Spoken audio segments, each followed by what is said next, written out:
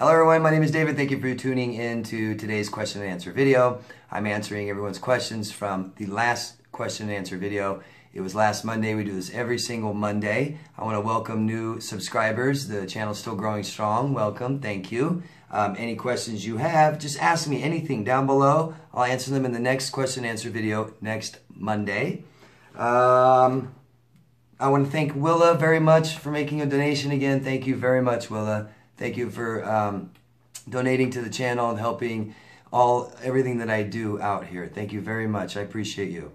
And all I ask you guys, if you want to ask a question, just give me your locations, please. Tell us where you are. Tell us where you're from, where you're at. It could be general. We just like to know, okay? Thank you very much.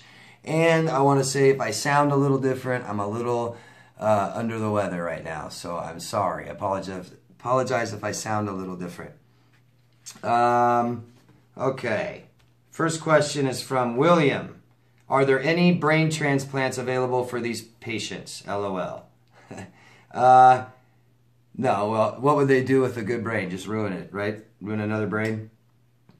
Okay. Here's a big question from Kevin. And Kevin's in North Carolina. Hello, Kevin. I have been no contact with my borderline ex for 3 months now. I'm 21. She's 20. We dated 7 years. I found out through a mutual friend she has burned bridges with her best friends. Mom started back smoking once I moved out because she was so upset with her daughter. Pets have died since I moved out. She gave up our dog we had together because neither her or her boyfriend could afford to get her spayed. But she then went and took birthday money and bought ferrets instead of taking care of responsibilities with the dog. Will she ever realize the destruction she has caused and realize what she is doing to herself and others? Also, when this relationship ends with her and my replacement, if she will try to amend things with me and get back together, since I was her longest relationship and shared more time and experiences with her than anyone else, and if so, how do I prepare for that event to happen? Okay, that's a ton of stuff. And also, I have a lot of questions this time, so I'm going to try and get through them. I can't spend a ton of time as I usually do on each question. So,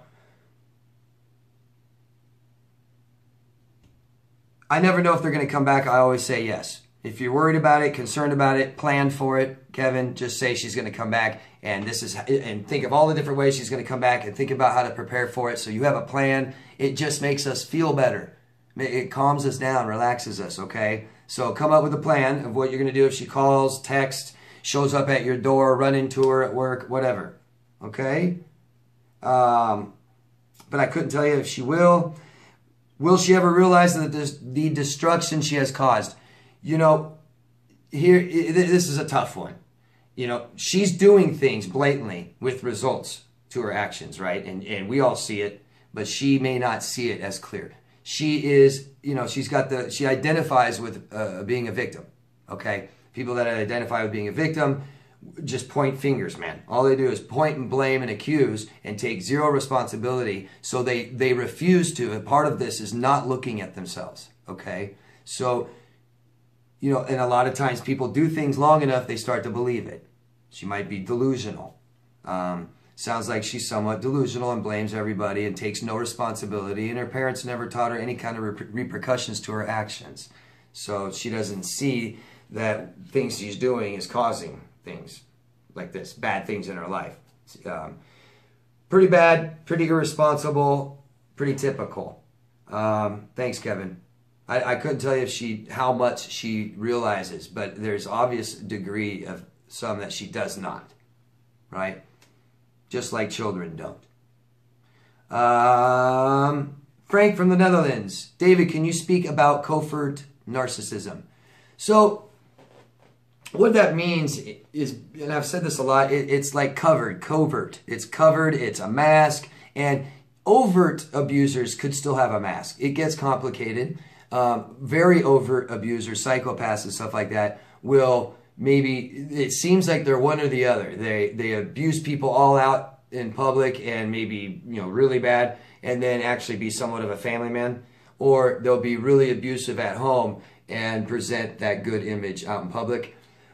How you know if you dated somebody, lived with someone, loved somebody, and they're a narcissist, and you want to know if they're covert, it's that feeling you get like, oh my God, I've lived with this person for 5 years, 10 years, 20 years. I never saw this side of them. I never knew this side of them. They're so black, just bam, black and white light switch to another person. Once that mask came off, they didn't care what you thought anymore. It's just boom, right out in the open. And they just seem like a totally different person. You're like, who in the hell is this? And that's who they really are. And they've just been lying to you this whole time. That's very covert. Covert military operations is not being detected. So it's real sneaky, behind the back, smear campaigns, stuff like that. You know, manipulating people. Even more and more. The more they manipulate, the more covert it seems like they are. Hope that makes sense. Happy me. Hello. Hi, David. Will a borderline Hoover stalk you after you found them out and told them what they are before you discard them?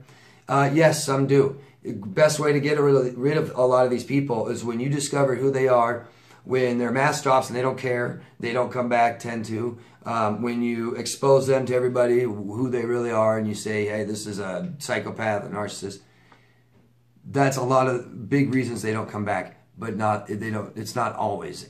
Sometimes they don't. Sometimes they realize you see who they are and they don't care because they don't care who they are. It doesn't bother them. What they do. They don't think it's wrong. So they will still try to hoover you back. Crazy, huh? Pretty bad. That's getting into high degrees of sociopathy where you don't understand what people are seeing about you. Diane from Northern California. Hello, Diane. Thank you, David. You are an expert on the narcissist. LOL, thank you. Do you think I can be friends with no benefits with my ex? I feel and know for sure that it would never work as a couple. I've been low contact for about 3 years now, and he is a narcissist for sure. I've forgiven him, but not forgotten. Keep up your great work, Diane from Northern California. Thank you, Diane. You know, I've touched on things like this in other videos, but I don't think friends with benefits is good anytime with anybody. People get hurt. It causes problems. Most people aren't mature enough to do that if that's mature. But I mean, it's not something that I would want to do. But it's about, you know, sticking with the agreement, I guess. Narcissists, no, I don't think you should. I don't think you should be in contact with them at all. This person abused you. You shouldn't have any contact with them at all. Not low contact, not minimal, no contact. You shouldn't be talking to him. You shouldn't be friends with him. You shouldn't have sex with him because he hurts you. Okay? Diane, get out there and date. Get out there and date. This is one more reason why narcissists, if you spend your life with them, they hinder you from other experiences, other possibilities and interactions that could benefit you with other people. Okay? It's real hard to meet other people and date other people when you're with someone else and committed. I think this would keep you from doing that too.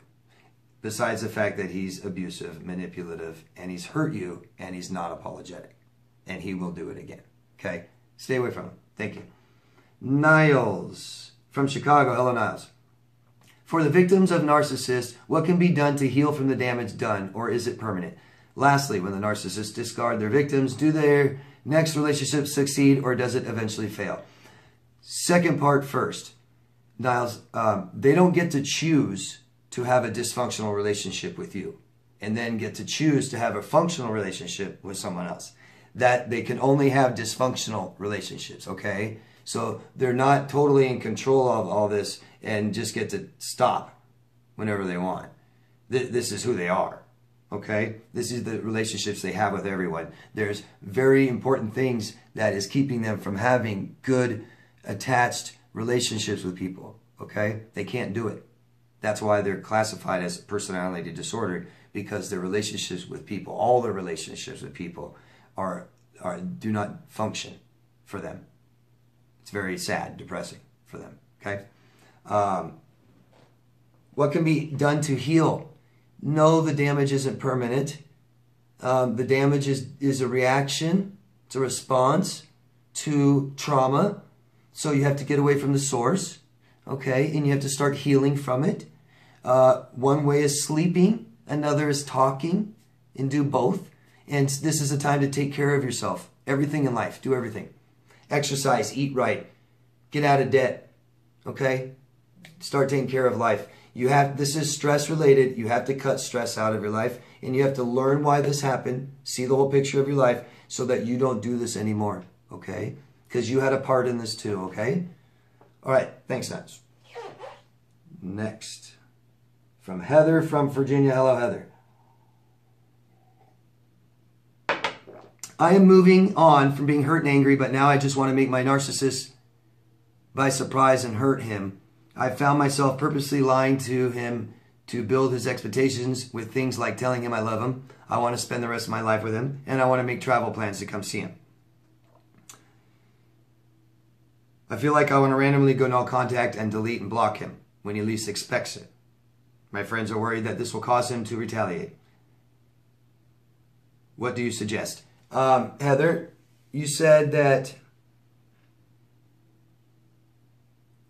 you were moving on from being hurt and angry, but now you just want revenge, okay? So we don't just move on, okay? There's an actual process that we need to heal from this hurt, Heather, okay? Very important. We have to heal from this. You can't go on to another relationship with this. Can you see? You can't enter another relationship with somebody else if this is the things you want to do to him. Okay, and it's clear, and I get it, I understand, but there's healthier ways to deal with this, and one is not talking to him anymore, Heather. Okay? You're not going to get any answers from him.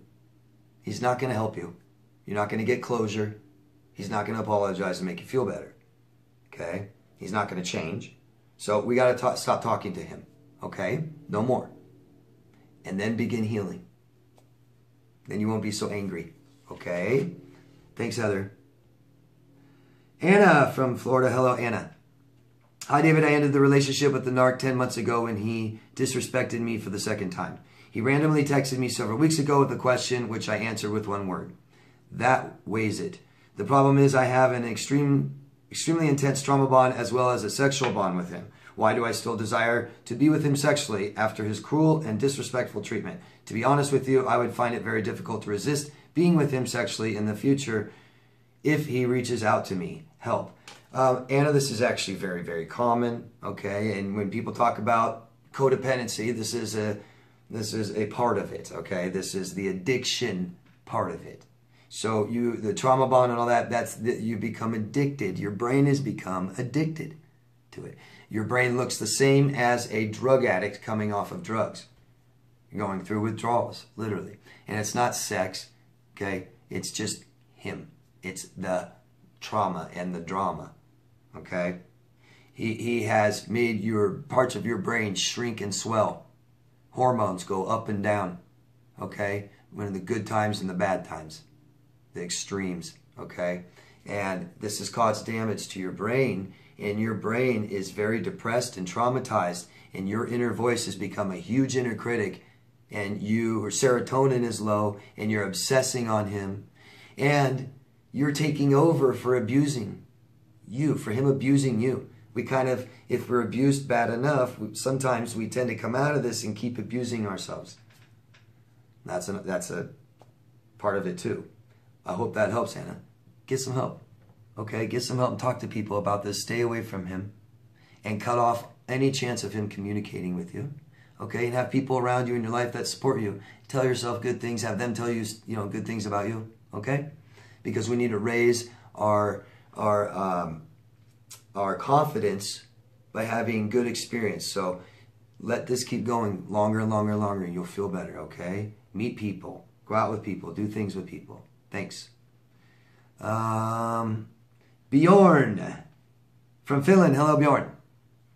Hey, David, I previously found out my BPD ex had another guy lined up while we were in a relationship together through her Facebook history. Back then, they had been low-key friends, but now she has started love bombing him very quickly. Shortly after she discarded me, Also, she is having quite a lot of fun flirting, laughing with him on social media, despite not really knowing him that well. They are currently not in a relationship just yet, but I strongly suspect she'll use him as a rebound to make matters worse. It seems like she is not affected at all by the breakup with me, which makes me sick. What are your thoughts on cluster Bs seeking out their replacements way before the relationships have ended? I think this topic is important. Thanks again. Yeah, I've talked about this a lot, actually, and a lot of people who always have to be with somebody, okay, and can't be alone, and definitely has had this experience of relationships ending abruptly, fastly, like hers does. And so they look out and have people ready, and they're always talking to people on social media, and they always have friends out there waiting like suitors, waiting on the back burner of your stove. It's like something like that, just sitting there simmering, just waiting, just in case. Oh, I'll just get right into that. You know, people always ready to step up. And this is easy for them to do. It's just they have to keep somewhat communication with them. Okay, it might be just Facebook messages. It might just be Facebook messages once a month, and it keeps them hooked in. And they make the other people make it real clear that they want her, and she says, "Oh, I'm gonna leave Bjorn, but I can't right now. He's done this to me. I can't leave because he has this thing of mine, or he's gonna do this to me if I leave right now. I'm gonna leave next week. Just wait for me, you know." And it gives them attention, and it gives them security, and they can walk right out the door and leave you anytime they feel like it. So that's what some do. Some, you know, will not do that and even abruptly end the relationship out of total fear of abandonment. They'll end it, not have someone lined up, but then go be with somebody within a few days. That's just like, whoa, how are they with that person? You know, like, anyways. Another question from Niles. Hello, Niles from Chicago. Can you explain what happens to narcissists in old age? Just like everybody else, hormones drop. So typically, they'll change. So like if you have a violent narcissist, they may be less violent. They may be less confrontational and want to fight less. They may lie to themselves all the time and dissociate a lot and be delusional a lot and believe their own lies and get weirder and crazier. Up to the person, up to the circumstances, the environment, all that, right? It really is. I couldn't even tell you what they typically do. One thing I don't think they typically do is become totally healthy for no reason, just because they got older. But I hear of lots. You guys hear a lot of, really bad parents tend to mellow out as they get older. They get closer to death. They have ailments. They get disease. They're disabled. They need help. They lose their significant other. They're alone. No one else wants to deal with them. They lost all their family and siblings don't talk to them anymore. So they might kind of mellow out and just get older, and the testosterone levels decrease, stuff like that.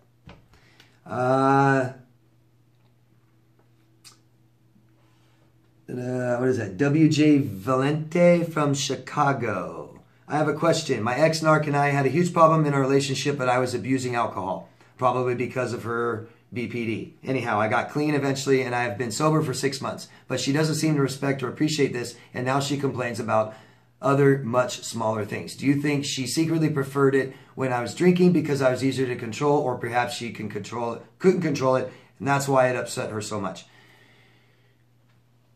A lot of people still in contact with their abuser. If these people have abused you, why are you talking to them? I don't know why. Maybe you share children with her and you still have to communicate with her.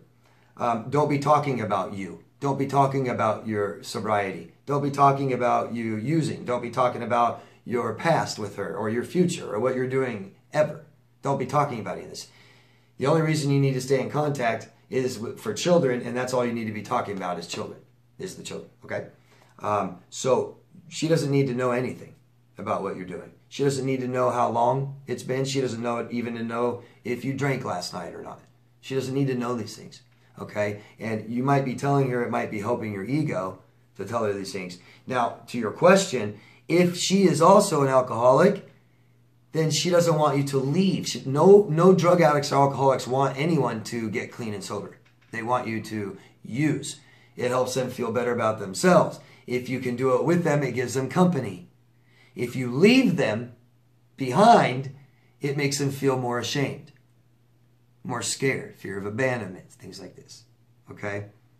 Getting healthy is a threat to their addiction. Because all that matters to someone who has an addiction is the addiction. Okay? Hope that helps. S from South Dakota. Hello, S. I have a 5 years restraining order against my former narcissist. After 9 months of peace, he hoovered me by showing up in the parking lot at my work. I drove right by and ignored him. He is doing whatever he can to test the waters and appear innocent. I am documenting. After 2 to 3 months, after 2 to 3 more attempts, I can show a pattern of behavior. It is almost impossible to prove intent. I know there will be incidences and then turn him in for a violation. Oh, wait, that was a question. Do you agree with my stance about waiting for more incidences and then turn him in for a violation? Well, waiting for more, I mean, he's going to do them or not, right? I mean, I don't know what waiting for more means. If he's going to, so I don't really, maybe I don't totally understand the question, but if he's violated already, do it now. Don't wait for more. That would be my opinion. Okay? You do what you need to do and you do what you feel is best for you. My other recommendation, or my recommendation would be to, I'm guessing you've talked to a lawyer, but talk to a lawyer again about this, okay? He'll tell you, he or she should tell you what you can do if they have experience with this, okay? Because you can get into some trouble. I mean, you don't want to get into you're setting them up, things like this. So be really careful with communication. Be really careful. Save and document everything like you're doing. Talk to a lawyer again and let them know what he's doing, okay? Because I bet there's something else you can do. I bet he has a better suggestion than I would, okay? Thanks, I can't help. Sorry, I can't help you more. But, you know, at least don't contact him, okay? Don't fall for this stuff. If there's places, you know, try to avoid him. Because what do you really want? You want it to stop. So if you're seeing him at the same grocery store every Sunday, go to a different one, okay? Don't go there and say, I know that he's going to be there, and if he is, I'll get evidence of it, and then I can bust him more. We're not trying to fight with people, you know? Just end it. End it as much as you can. If he is doing these things and it's all him and he's violating his restraining order, then do what you have to do. Do what you're supposed to do about violations. Okay? Notify the court. Good luck. And I'm glad you have that restraining order. Good for you. Mark from England. Hello, Mark. I'm 15 months free, and my ex-narcissist has just sent a friend request to one of my friends. She's still with the new supply. Can I expect more of this, i.e. more friend requests to other contacts? Well, yeah, why not? Why stop there? You know, unless they were friends while you were dating and then they stopped and now she's contacting you. You know, my guess is it's keeping her more closer to you, Mark, and it hurts you. It gets in your head, right? So it's working. It's working. Don't worry about it. You can warn a couple of your friends and family about it, but you shouldn't need to or want to. They should kind of know about this relationship a little bit. They should at least know that she's your ex and should stay that way, and they shouldn't really have contact with your ex. So I hope that's happening. I hope your friend's not in contact with your ex. Good luck. But I would expect more, of course. Nessa from the United Kingdom. Hello, Nessa. When they fake empathy, how can you tell? Is it exaggerated? Well, you know, people think, I've looked a lot into this empathy, and They say that sociopaths and psychopaths for sure fake empathy. And I thought a lot about this and how they do it. And think about it. And I've talked about this before. But think about if you saw someone die right in front of you. That's traumatic. If you found out your neighbor died that you knew a little bit, that would be very upsetting. If you hear someone dies on the other side of the world, you're like, that's too bad, but you don't feel near as bad, right? So it's like that degree of empathy. And I think that sociopaths and psychopaths can control that, able to switch it on and off like that. So they fake it, okay? A lot of sociopaths and psychopaths will attempt to fake this empathy to get what they want from you. One real good reason is if they're supposed to be crying and there's no tears. I mean, it is odd when I see someone cry and there's no tears, right? And you have a tear duct problem. It's like, those are usually the one things we can't hold back. When we start crying, we make noises. That's usually easier to hold back, not make a sound. But our mouth starts, and that's hard to fight back, but the tears are coming, right? The tears are pretty much coming if they're coming. I don't know. So that's one reason, or one way. And people that fake empathy, I think the best way to do it is to see them when they're, it's not so much you're looking at them acting empathetic, it's when they don't. It's the time they don't fake the empathy, the time that they don't care at all. You're like, whoa, you would normally care about this, you don't care at all. Hope that helps. I mean, other than that, you can watch videos I made about how to tell people are manipulating you. Okay? Thanks, Nessa. Where are we? I'm going to fit one more in here. Patty. Hello, Patty from the United States. I have a question and comment. Knowing that people are creatures of habit, I am interested in hearing your thoughts about the victim's process of changing their own behaviors, which prevent them from moving forward and taking control of their lives.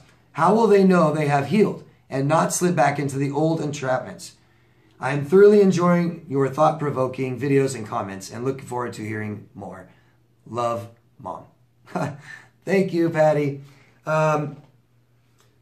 So, how do you know that you are changing your behaviors? The best way to know is you're getting in seeking you're getting new results, right? So our behaviors is what gets us where we're at, right? And if you don't like where we're at, you have to change your behaviors. How do you know you're changing your behaviors? You're not where you're at anymore, right? Instead of fighting with that disordered person that's gaslighting and manipulating you, you are now removing yourself from the situation. You're not involved in that anymore. In the bigger scheme, you've gone a year or 2 years without dating somebody who's lying and abusing you, lying to you or abusing you. You are happier. Because all of this, right, is just about to be happier. We want to be happier. So how do we do that? Well, we got to heal and we have to change our behaviors because we are, we're living our life and this is what's happening in our life. So we do have some control over that. So change your behaviors is something that we all have control over, okay? We can change our behaviors if we're dedicated enough. It's changing our thought patterns that's hard. And we do that by changing our behaviors, okay? Over time, with our same behaviors, we change our thought patterns. Especially when what we are doing is creating good results, successful results, okay? That is the end of part 1. Thank you guys. If you could help me out and help other people out there that don't know this stuff yet, that don't know what a narcissist is, yet they're in love with one and dating one for years and married to one, help me. Hit a few buttons. Take this video and share it. Put it in a playlist. Put it in a group. Share it in a group. Send it to somebody that can help. Okay? Thank you guys. Love yourself first. I'll see you in part 2. Bye-bye.